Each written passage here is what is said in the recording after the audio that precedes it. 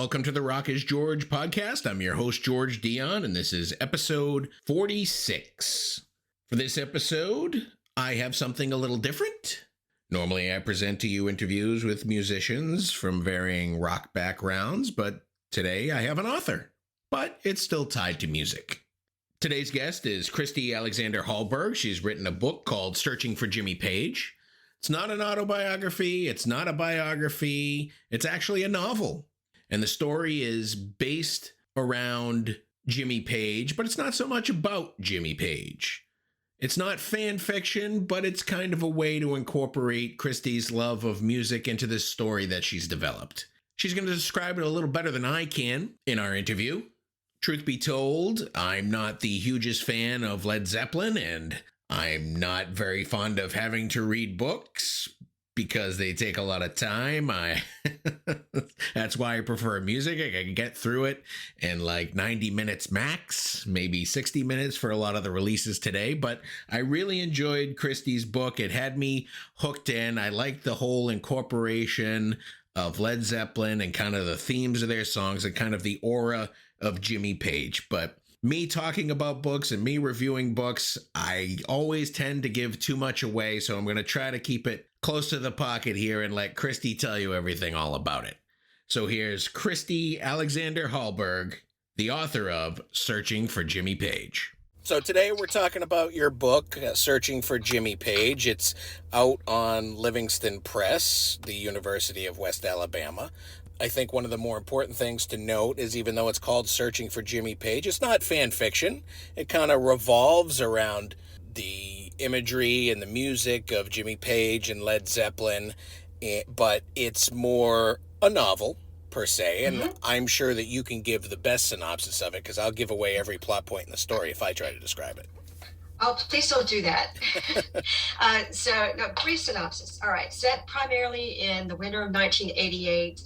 The story revolves around 18-year-old protagonist Luna Kane as she ventures from her family's farm in the pines of eastern North Carolina to the UK to search for the man that her free-spirited dead mother, Claudia, kind of intimated might be her father, Led Zeppelin's enigmatic guitarist, Jimmy Page. So it's that's the overall premise, but the book is really a story about grief and survival and mother-daughter relationships and the power of art and myth and using that to create our own personal narratives, our own personal identities.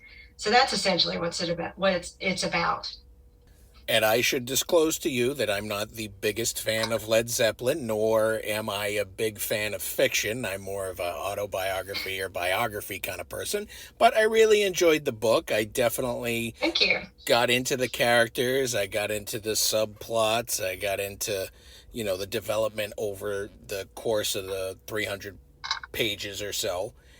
Is a book like this tough to develop and research? I know you started it in 2003 and it was finally finalized maybe last year. Yeah, it took me a very long time, but it went through several different incarnations.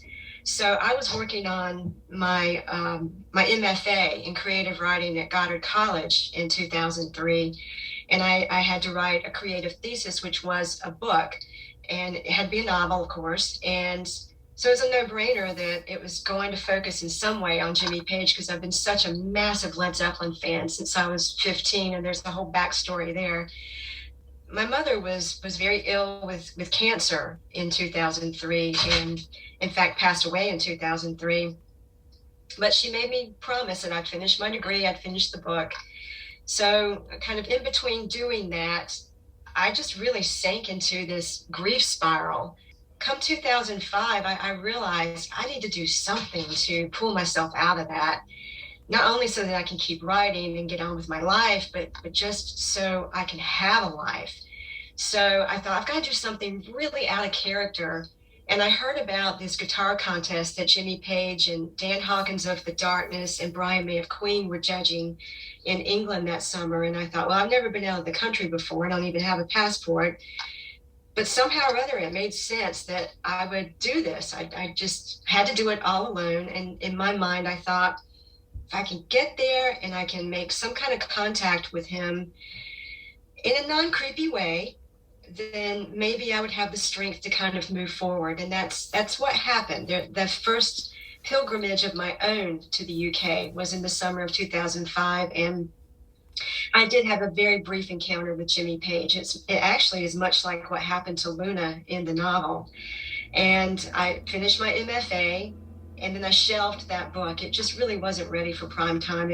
I knew that it was good enough to fulfill the requirements for the degree, but there was more to that story that I wasn't ready to tell. Eventually, it wound up turning into an autobiography, and that wasn't working either. And I realized this is yet another grief tool, because by then my husband Bill had died of cancer. So this story sounds really, there's like one death after another, one really black period after another, and there's Led Zeppelin and Jimmy Page was right there to kind of coax me through, as was the art, the writing, which I used to heal. And so eventually, long about, I don't know, 2015 maybe, 15 or 16, I had a eureka moment and realized, no, this does need to be a novel, but I'm going to have to start from the beginning and totally recraft it. So the long answer to your question is yes, it took a long time and it was difficult. The research part was that was a gift to myself. I did four research trips to the UK, and I don't know that I'd even call them research trips. They were pilgrimages. They were Led Zeppelin pilgrimages, primarily used to deal with my own personal tragedy. But I translated that into art. It turned out to be something that I could use for this book. Now, you call this a novel, but from what I've researched about you as well, there's bits and pieces of your life in this book. Oh, yeah. Even what you just said to me. Yeah, well, I think that's true of any novelist. And what's that old saying, that your first novel is very highly autobiographical, even if you don't want it to be. It's like you have to get your yayas out, and then you can move forward into other terrain. There is a lot of overlap. There's a character in the book, the great-grandfather, whose name is the same as my great-grandfather, and their stories are somewhat similar. They're both kind of these mythological figures in my mind. And the mother in the novel is very different from my mother. My mother was more like the grandmother. She's this very old-fashioned kind of stoic Southern lady. And the mother in the novel is this free-spirited hippie chick. Yeah, yes, there's a lot of overlap, but it's definitely primarily a work of fiction. So tell me, why Jimmy Page? Why not Keith Richards or somebody else? Hey, now that's an idea. Book number 2, Searching for Keith Richards. It had to be Jimmy Page. I've had people say to me, when I read it could have been any rock star, because the story is what holds up. And I appreciate that comment, that observation. But for me as the writer, it could only be Jimmy Page.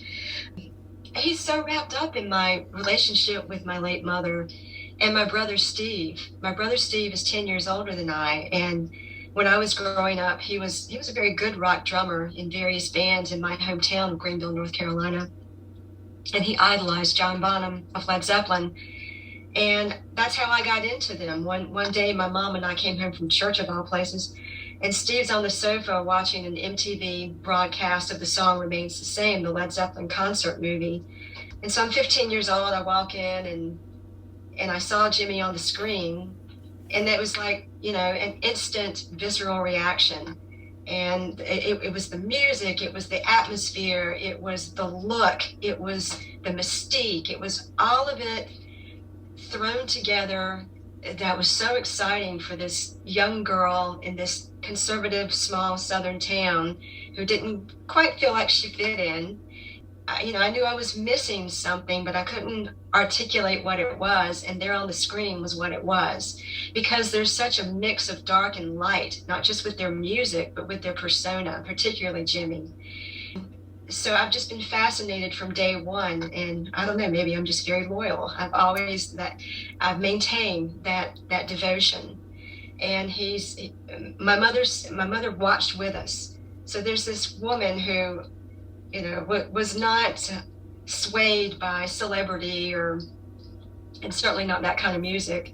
But she sat and watched, and I think the next day, I may have stolen a poster from Steve's room. I don't remember, but I acquired very quickly a whole bunch of Led Zeppelin posters, and she helped me hang them in my room.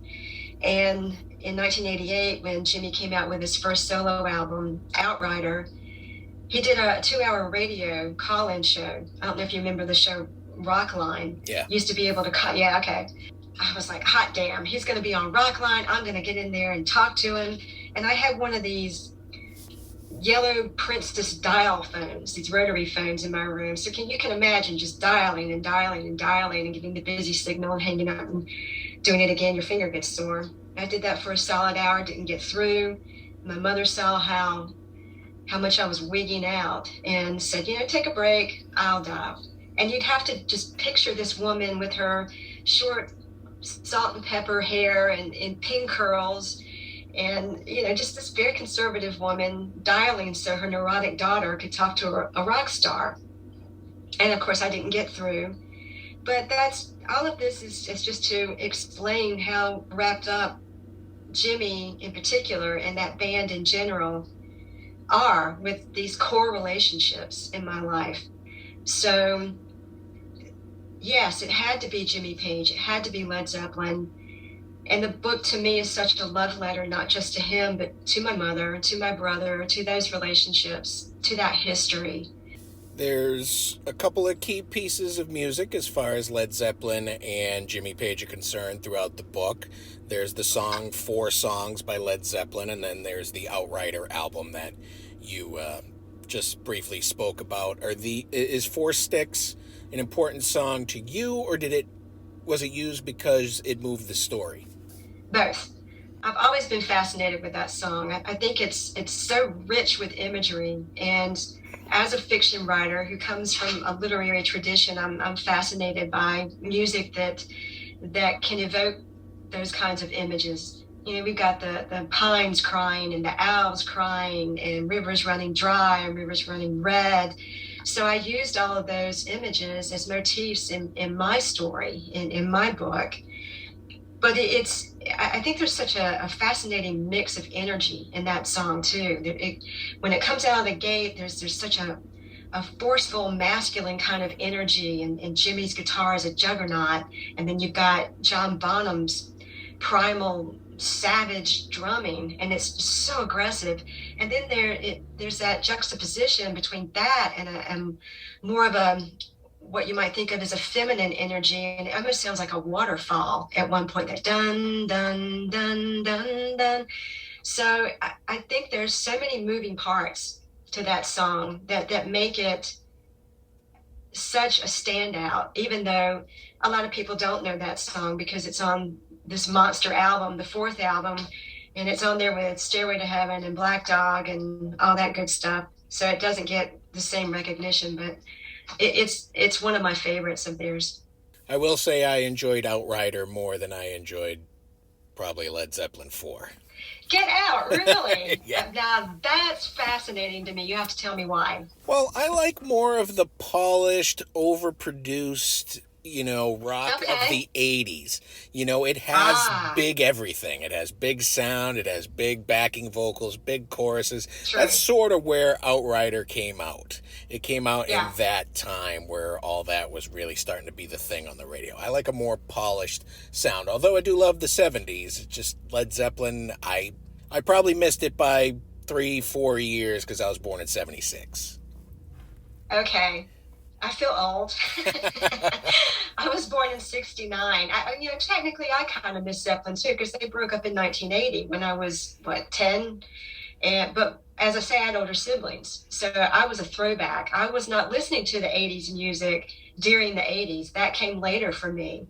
I was listening to 50s and 60s and 70s music when I was a child and teenager. So I was listening to Outrider when it came out because it was Jimmy. But other than that, it's funny. I'll hear stuff from the 80s now and think, oh, I remember that. I think I was in an elevator someplace. I remember that in the background at the school dance, and now I'm kind of getting into all this music that actually is of my time. I'm only doing it now though, so that's fun. Jimmy's first band was the Yardbirds. I don't know if you've Mm-hmm. ever had a chance to check that out. Oh yeah, yeah. I've got Yardbirds albums. Yeah. All of those guys were kind of into the same imagery and kind of tarot card, psychic, kind of stuff like that. I actually interviewed Jim McCarty of the Yardbirds. He wrote a book kind of about... He wrote a book about kind of him and his wife's journey as far as, life after death and communicating with the dead and psychic abilities and interesting things like that. And I think the whole band was into it. Keith Ralph, the singer, was also into it. So I think that kind of followed Jimmy Page as he actually, Led Zeppelin was the Yardbirds, and basically everybody else left and Jimmy started it all over again. Well, I think they were quite different, but they definitely, Dazed and Confused began with the Yardbirds, and then he took it on to Led Zeppelin. But I actually did not know that. I didn't know that the guys in the Yardbirds were into such esoteric areas. I didn't know that. Interesting. So you got a mention on Alice Cooper's radio program, Nights of Alice Cooper. How did you get that out to him? That came about because I launched the book on October 21st, 2021 at New York City's KGB Red Room. Carrie Robinson hosted that, and we had a blast, and there were just so many amazing people that showed up. And one of them was Dana Frank, who's a celebrity photographer, and we've become friends. And she told me, if there's anything I can do to help get the word out, let me know. And I asked her, because I was trying to plan a reading gig on the West Coast, and it just didn't happen because of COVID.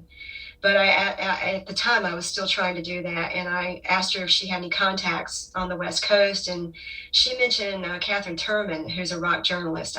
Catherine actually is in Brooklyn, I think, but she mentioned her and that she had some contacts, and she put me in contact with her. And it turns out Catherine produces Alice Cooper's show. So I got a book to her, and she wrote up the promo and gave it to him to read, and then shot me the audio. And I was, oh boy, it was happy hour early that day. It was great. Have you gotten a copy of the book to Jimmy Page? I haven't. I'm not exactly sure. I know he's not staying at Tower House, his home in London right now. So I'm not exactly sure where to send it. And I know that's the obvious thing. Well, my goodness, figure it out and get it to him. And I think there's a little bit of hesitation too. It's almost like the dream would be for him to come across it organically. Maybe somebody to tell him about it, or him to, but I had this dream one day the phone's going to ring, which is totally stupid. I need to just figure out how to get it to him and mail it to him and see what happens. Yeah, congratulations on your interview with John Bonham's sister, Deborah Bonham, and her husband, Peter Bullock. That was a good show. That was a fun interview for a lot of reasons, kind of like sort of the same reason I'm talking to you. I like to do things a little bit different. I came up in kind of the heavy metal, hard rock fan journalism, and I'm trying to branch out to do a couple little things. I had never heard of Deborah Bonham before I was sent her material, and talking to her, she was a delight, and her music is really good. I feel bad that I missed out on it, and from what I understand, you actually met her briefly at John's gravesite? How did you find out about that? I do my research. Oh my goodness. Yes, you do. Yes, I did have a very brief encounter with her in 2006.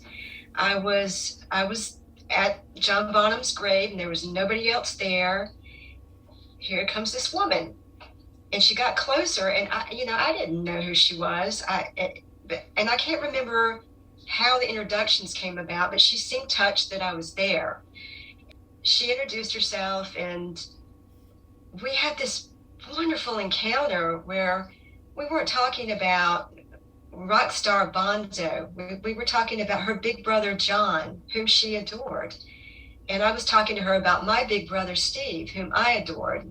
We were just these two little sisters of rock drummers. Granted, her brother was in the biggest band in the world, and mine just played in small bands around town. But it was a delightful conversation, and I think I told her about my mother's passing, and that I was making a pilgrimage to try and heal, and she was just incredibly giving and gracious. And I remember she hugged me before I left, and I'll never forget that. I'll always be grateful to her for giving me that little bit of comfort on that.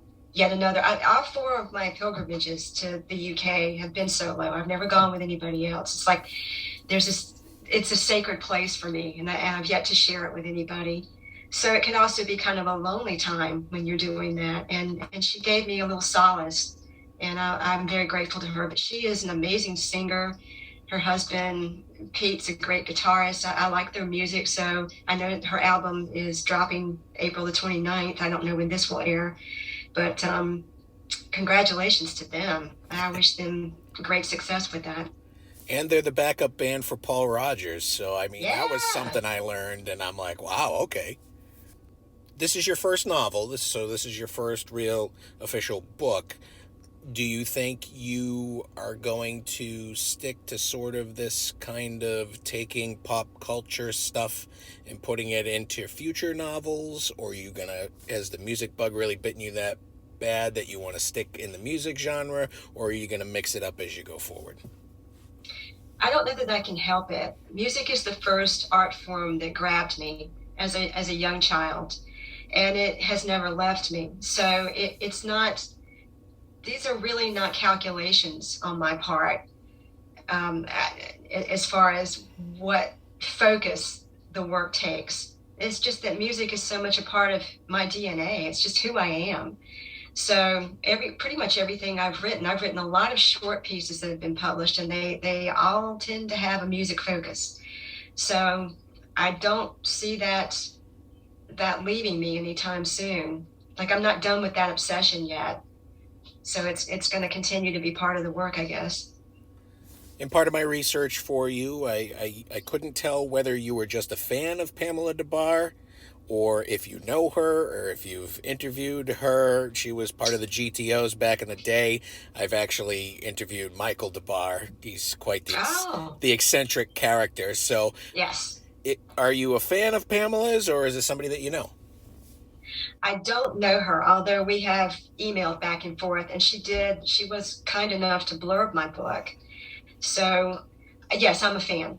That's the short answer. I'm with the band, her memoir when I was 18, and I still have that, and a couple other of her books. And the word groupie has such a derogatory meaning, and I know she's trying to reclaim that term, but I see her more as a rock muse. I mean, she was part of the GTOs, and Frank Zappa produced their album.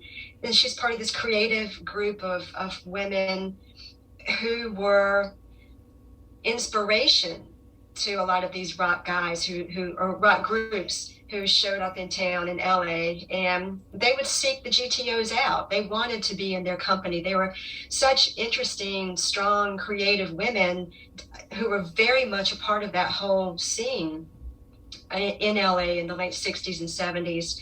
So I just find her really fascinating, the life that she's led, very much on her own terms. I like her creative mind. I like her work. And it was a real thrill and honor for me to track her down online and send her half a dozen messages, and hoping that one of them would reach her. And apparently it did. And she was incredibly kind enough to write back and say, all right, send me a copy. And I did. And she gave me a very nice blurb. And there've been a few other back and forth between us via email. She's been generous. And of course, she has ties to Jimmy Page as well. I know. Yes. Yeah. So what's next for you? I mean, the book came out last year. It's in its second pressing. What's next on your agenda as far as either promoting the book or literature?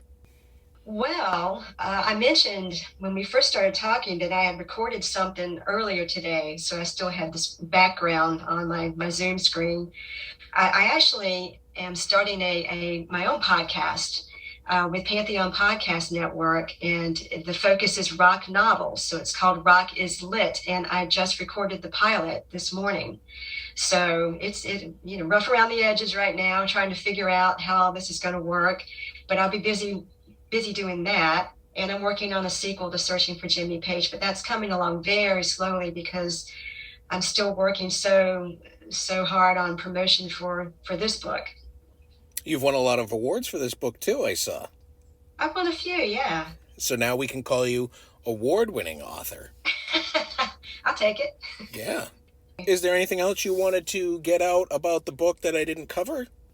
No, not really. I think that about covers it. If you could just give Cameron Crowe a call and tell him to contact me and we get the ball rolling on making it into a movie, then life would be just really wonderful. And you would really have to get in contact with Jimmy Page to get all the clearances and all that fun stuff for the music. Yeah, darn, I'll have to contact Jimmy Page. that would be so terrible for you. Oh, yeah. God, what a dream come true to have all that happen. Well, yes. And, I've been doing this for probably 20 years. Some people, it's cool meeting them. Some people, it's not. I haven't met Jimmy Page, but I would say it could be good. It might not be. This is true. You never know. Sometimes it's best not to meet your rock heroes. It's like that episode of Growing Pains that Brad Pitt was on. I don't know if you saw that one in the 80s. No. What happened on that? Ben really wanted to meet his rock idol, and he got to meet him, but then he, saw him backstage acting like a jerk and stuff like that, and he was all disappointed. Oh, dear. Well, I met John Fogerty when I was 17, and he was so nice. He was just the nicest guy. I was a reporter on my school newspaper, and I got to interview him for a few minutes after a show, and he couldn't have been nicer. Most of them are nice. That was a good experience. Most of them are nice. Most musicians, fantastic people. It's, there's a couple that you come across, they're just like, eh. I'm sure. Well, they're like people that way, I guess. That's right. They're just like you and me. Well, Christy, that's all the questions I have for you today. I want to thank you for coming on the Rock is George podcast. I really enjoyed your book, even though I'm not a big fan of fiction. I like this one. I really had to get to the end to find out where it went. Thank you so much. I'm honored that you read it, and thank you so much for having me on the show. This was fun. Once again, I want to thank Christy Alexander Hallberg for coming on the Rock is George podcast. Head over to her website, ChristyAlexanderHallberg.com. Purchase her book, Searching for Jimmy Page. She has links to Livingstone Press, IndieBound, Amazon, Target, Barnes & Noble. You could probably buy it at any major book retailer out there. It's a fantastic read. Take it from me, someone that doesn't like to read and someone that doesn't like Led Zeppelin, and I like this book. Make sure you head over to her website, find out where else Christy is appearing and what other projects she has going on. And if somebody out there knows how to get a hold of Jimmy Page, please, somebody put him in contact with me or Christy so he can check out this book as well. You've been great. I've been George Dionne.